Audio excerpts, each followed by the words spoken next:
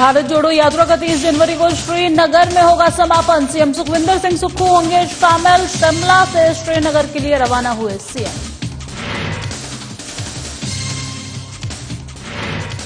कुल्लू दौरे पर खेल मंत्री विक्रमादित्य सिंह। मंत्री ने भूतनाथ पुल का किया निरीक्षण। लोक निर्माण विभाग के अधिकारियों को दिए निर्देश।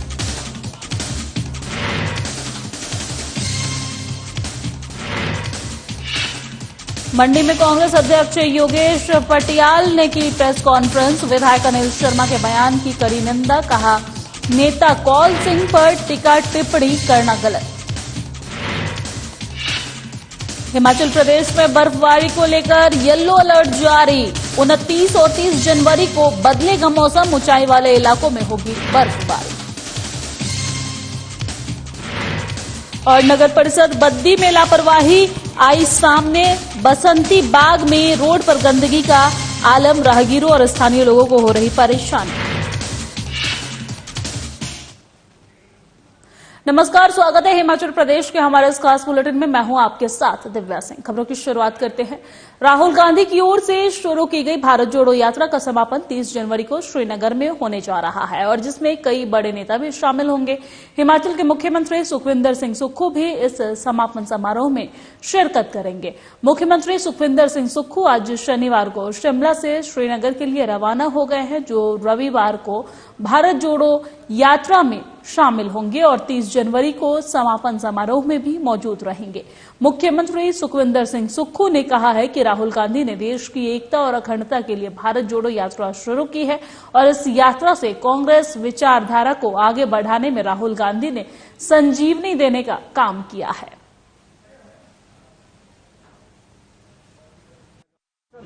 जोड़ो यात्रा का समापन कल 30 तारीख को श्रीनगर में होगा, परसों 30 तारीख को, और कल पद यात्रा होगी। मैं उस पद यात्रा में भी भाग लूंगा।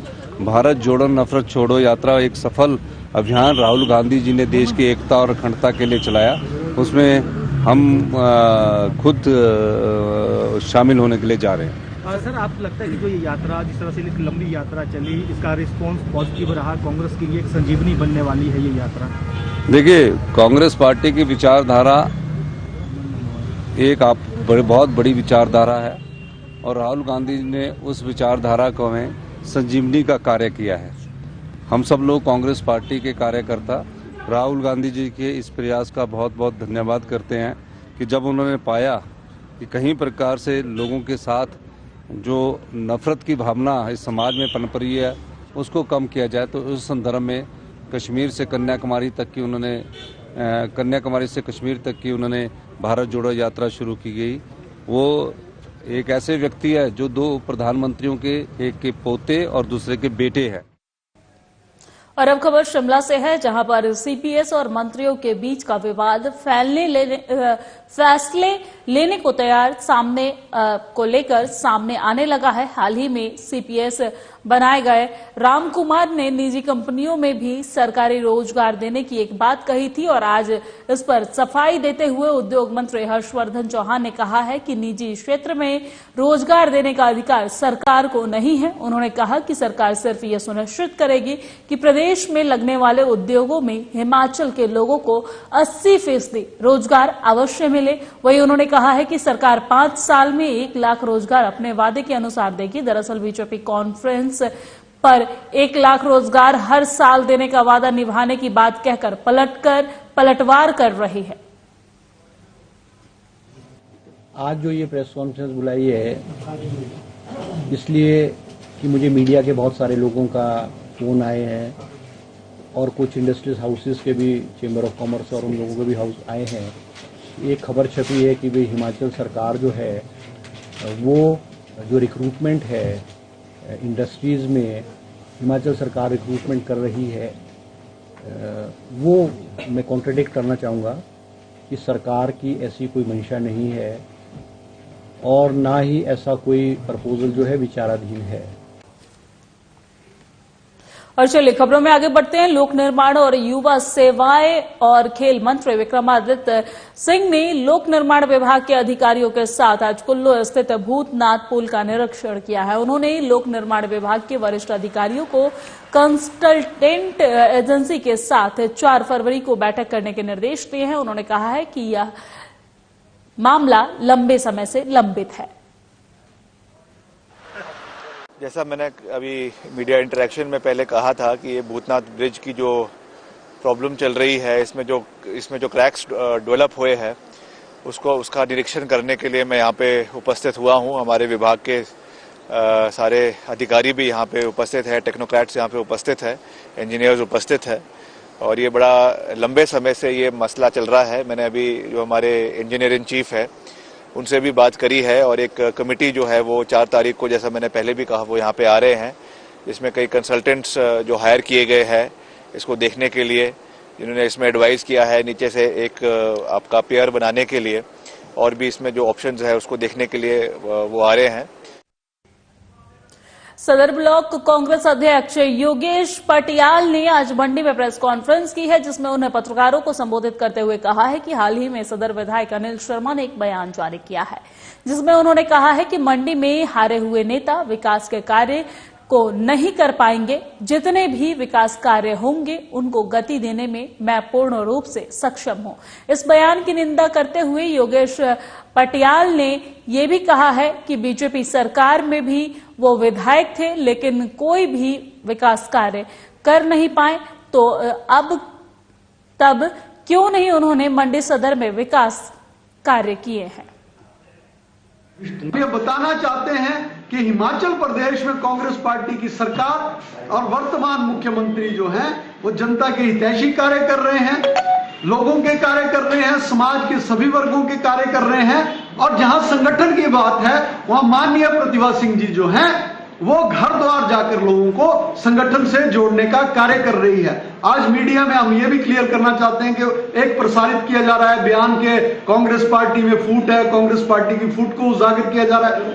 हमारा ये कहना है कि कांग्रेस पार्टी के लोग जो कहते हैं वो करते हैं, वो झूठी बयानबाजियां नहीं करते हैं। कांग्रेस पार्टी के जो वरिष्ठ नेतृत्व के खिलाफ टीका टिप्पणी की जा रही है उसकी सदर कांग्रेस पूरी तरह से निंदा करती है और कांग्रेस पार्टी के वरिष्ठ नेतृत्व के खिलाफ उनकी ये टिप्पणियां कांग्रेस पार्टी सहन नहीं करेगी। और जो माननीय विधायक आज से पहले जब प्रदेश में बीजेपी की गवर्नमेंट थी और बीजेपी के वो सम्मानित विधायक भी थे, तब बीजेपी के ही मुख्यमंत्री के खिलाफ और उनकी कार्य प्रणाली के खिलाफ वो आवाज उठाते रहे। आज कांग्रेस पार्टी के खिलाफ आवाज उठाते हैं। और विश्व प्रसिद्ध शक्तिपीठ श्री ज्वालामुखी मंदिर में चल रहे गुप्त नवरात्रों के शुभ पावन पर्व के दौरान विधानसभा अध्यक्ष बनने के बाद पहली बार कुलदीप सिंह पठानिया मां ज्वाला की पवित्र ज्योतियों के दर्शन के लिए पहुंचे हैं। ज्वाला मंदिर पहुंचने पर पुजारी दिव्यांशु भूषण ने उन्हें विधिवत पूजा अर्चना करवाई और मां से आशीर्वाद भी दिलवाया है। आपको बता दें कि कुलदीप सिंह पठानिया ने इस अवसर पर कहा है कि हिमाचल देवी देवताओं की भूमि है और मां के आशीर्वाद के बिना कोई भी कार्य शुरू करना और उस कार्य में सफल होना असंभव है। पिछले कल जब मेरे प्रोग्राम में कुछ चेंजेस आए तो उसके बाद ऐसा लगता था कि माता का आदेश था कि जब मैं निकलूं तो ज़रूर जो है माता के धाम में दर्शन करके निकलूं। सारे जुड़े हुए और बस ये अचानक ऐसा लगता था कि माता के दरबार में हाजिरी करना मेरे लिए तो ज़रूरी थी, लेकिन माता का भी ऐसा आदेश था। चलिए खबरों में आगे बढ़ते हैं। राष्ट्रीय मतदाता दिवस पर दिल्ली में राष्ट्रपति के हाथों ई कैच ऐप के विकास के लिए राष्ट्रीय पुरस्कार प्राप्त कर धर्मशाला लौटे डॉक्टर निपुण जिंदल ने पत्रकारों से बातचीत की है और उन्होंने कहा है कि जिला प्रशासन कांगड़ा जिला वासियों को सुगम सेवाएं देने के ध्येय के साथ काम में तत्पर है। इस अवार्ड के लिए मैं इलेक्शन कमीशन ऑफ इंडिया को भी धन्यवाद करना चाहूंगा, क्योंकि बहुत सी ऐसी इनोवेशंस होती हैं जो एक्नॉलेज नहीं होती हैं, परंतु वो उनकी मैग्नेटिक की वजह से ये जो ई कैच एप्लीकेशन हमने यहाँ पे जिला कांगड़ा के अंदर डेवलप की थी, उन्होंने उसको एक्नॉलेज किया है और पूरे कंट्री के अंदर सर्वश्रेष्ठ जो एक IT इनिशिएटिव है इलेक्शन मैनेजमेंट के लिए, उसमें उस अवार्ड से नवाजा है। और मैं धन्यवाद करना चाहूंगा उन सभी इलेक्शन ऑफिशियल्स का भी जिनके अथक प्रयासों से जो इलेक्शन का प्रोसेस है वो स्मूथली जो है वो कंडक्ट हो पाया। आप लोगों का बहुत सहयोग रहा इलेक्शन के दौरान, आप लोगों के माध्यम से हमें बहुत इनपुट्स भी मिले, कहां पर जो है वो कार्रवाई अपेक्षित है और कहां पर जो है और सुधार जो इलेक्शन प्रणाली के अंदर किया जाना है। सबको मैं बहुत बधाई देना चाहूंगा। चलिए खबरों में आगे बढ़ते हैं। हिमाचल प्रदेश में एक बार फिर से मौसम का मिजाज बदलने वाला है। 29 और 30 जनवरी को प्रदेश के ऊंचाई वाले इलाकों में भारी बर्फबारी की चेतावनी जारी की गई है, जबकि मैदानी इलाके में बारिश और ओलावृष्टि की संभावना जताई गई है और इस दौरान तापमान में भी गिरावट आएगी और जिससे लोगों को ठंड का सामना करना पड़ेगा। आने वाले दिनों में 29 और 30 जनवरी को प्रदेश में अधिकांश स्थानों पर वर्षा और हिमपात होने की संभावना है। जहां तक अलर्ट का सवाल है तो मध्यवर्ती और ऊंची पहाड़ियों में 1-2 स्थानों पर भारी वर्षा और हिमपात होने की संभावना है, जिसमें जिले जो आते हैं चंबा, कांगड़ा, कुल्लू, मंडी, शिमला, लाहौल स्पीति और किन्नौर हैं। और मैदानी, मध्यवर्ती और निचली पहाड़ियों में 1-2 स्थानों पर 29 तारीख को गर्जन, तड़क और ओलावृष्टि होने की संभावना है। चलिए खबरों में आगे बढ़ते हैं। नगर परिषद बद्दी के तहत सफाई व्यवस्था को लेकर अभी तक कोई रणनीति नहीं बन पाई है। हर जगह गंदगी के ढेर दिखाई देते हैं। बद्दी बसंती बाग में रोड पर गंदगी का आलम इतना है कि लोगों को मुंह बांधकर वहां से गुजरना पड़ रहा है। हालांकि बसंती बाग में जगह जगह पर यह गंदगी है और जहां पर यह गंदगी है वहां पर लिखा है कि स्वच्छ भारत, इसके बावजूद भी यहां पर इतनी ज्यादा गंदगी है। साथ ही जहां गंदगी का आलम देखने को मिल रहा है, वहीं पर साथ लगते ही मिठाई की दुकान, ढाबे इत्यादि भी हैं।